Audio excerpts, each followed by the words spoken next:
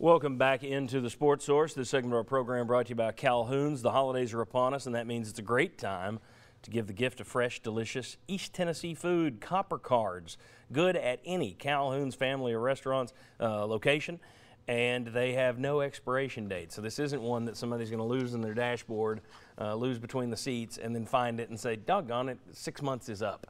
Nope, with the Copper card, it's always live, always ready. A great gift. You can pick them up at any of the area Calhoun's locations, I am sure, or you can check them out online. Calhoun's, a taste of Tennessee. Folks, let's get back to last Sunday, and that's when everything went off the tracks. I'm going to tell you 3 things I believe, okay? And there are people that say, well, that doesn't, you're saying this, but this, and that, and that. How can that work? Because this has been a layered, complex issue. I don't think you can sit there and go, here's the net, all that's wrong, or all that's right. I think there were mistakes made all over the place last week. Let's put them up here. First one, we said on the show last Sunday, even those of us who thought Greg Schiano was a good coach, said you can't do it. The fans have made it clear you can't go there. So to me, the administration shouldn't have tried to force Schiano onto a clearly disapproving fan base. That doesn't mean that anything the fans say goes, but it does mean if they have made it clear on social media, anybody but that guy, probably not smart of you to ignore that and force that guy upon them. So the administration.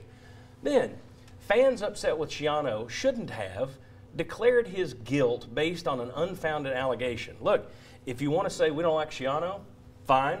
If you want to say we don't want anybody associated with the Penn State scandal, fine.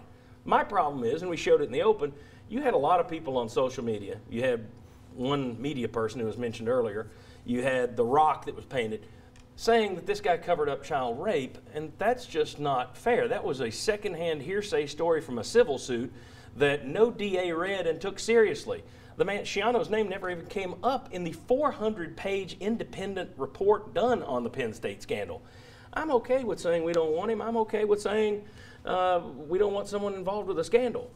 I'm not okay with lynching a guy's reputation. That was too far. Okay, the next one.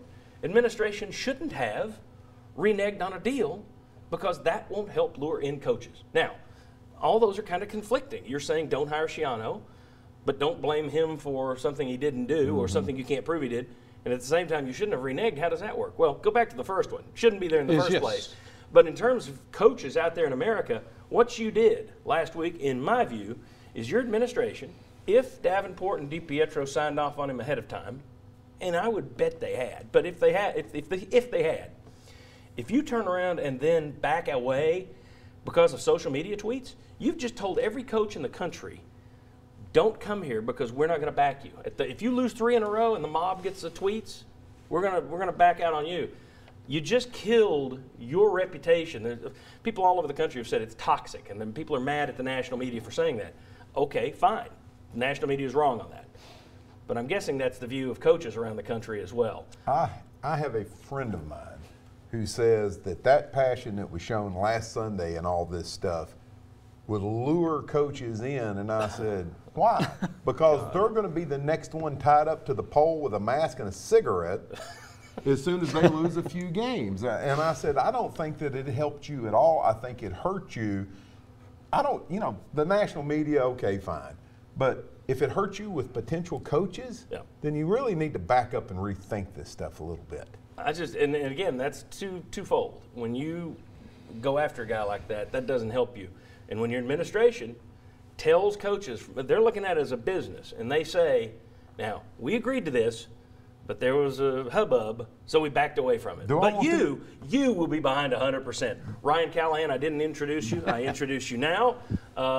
Your thoughts on this situation? Yeah, I don't think there's nothing good about it, obviously. I think the fact that you have all these people protesting, it shows passion clearly, but it's not the right kind of passion that you want to see all the time necessarily. And like you said, I think coaches worry, is this going to lead to a fan base that's impatient with me if I do take the job? Are they going to be as disapproving of me if I'm the one in there? On the other side, I wonder if, like you were saying, if they do go through with the deal and don't back out on it, is there a press conference with people protesting outside? How ugly would the scene have gotten? I don't think there was a good situation either way, no matter how it played out. So I think the passion, it can be twisted as it's a good thing. I don't know if it's running off a lot of candidates, but I think it's causing a lot of people to ask questions.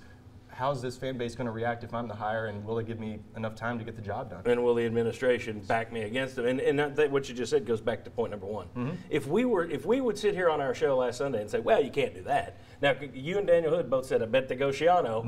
You nailed it. I didn't think there was any way possible. If we're thinking that and saying that, how did Curry, now maybe they weren't watching.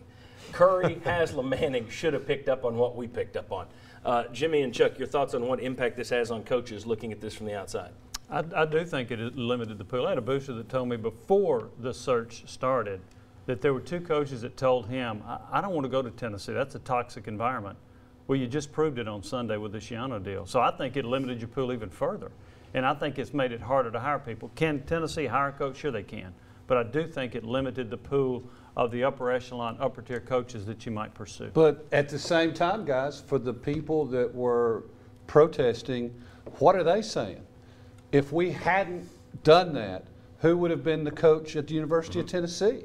So, I mean, their voice was heard. It worked. Yeah. So, I mean, it was unprecedented.